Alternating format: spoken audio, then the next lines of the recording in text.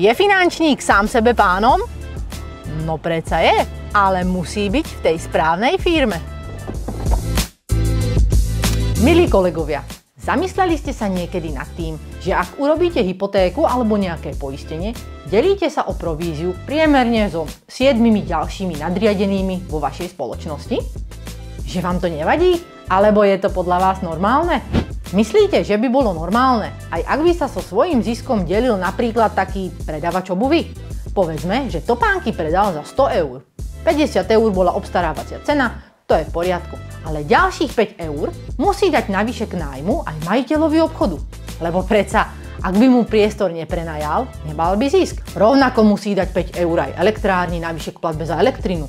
5 eur kaderníkovi za pekný účes, zubárovi 5 eur, lebo veď čo ak by nepredal bez pekného úsmevu? Chápeme sa, kam tým mierim. A koľko zostane obchodníkovi potom? Viete o tom, že každý jeden klient, ktorého nahráte do systému vašej maklerskej spoločnosti, tam aj ostane? Navždy.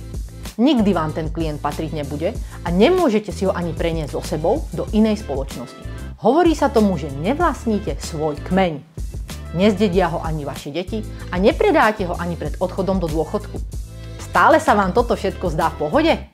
A čo ak vám ešte aj pripomeniem, že ak uzatvoríte do roka napríklad 20 zmluv PZP a 20 zmluv na poistení domov či bytov, až 80% klientov ich platí stále každý rok dookola.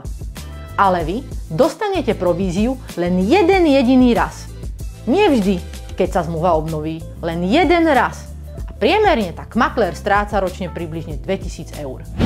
To ani nehovorím o tom, že stále veľa maklérov nevie ani koľko presne poisťovňa do siete za jeho zmluvu poslala, nevie ani či na základe vysokej produkcie by nemal nárok na obratové bonusy a nevie ani to, kedy a koľko presne budú jeho provízie. A vedieť si ich potom vyplatiť jedným klikom a kľudne aj každý deň, to už by bolo asi veľké sci-fi pre vás. Či nie? Pripomínajú vám tieto moje vety samostatné podnikanie? Mne teda absolútne nie. Nehovoriac o tom, že 80% z vás ani nemôže sprostredkovať finančné služby ako SRO a tak stále platí vyššie a vyššie odvody. Sľúbte mi prosím vás len jedno. Skúste sa aspoň trošičku zamyslieť nad tým, čo som teraz povedala.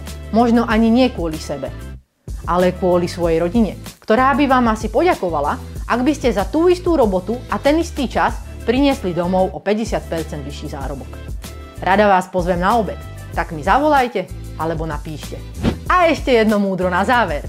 Určite viete, že ak chcete byť úspešní, musíte byť pekne oblečení a uhladený.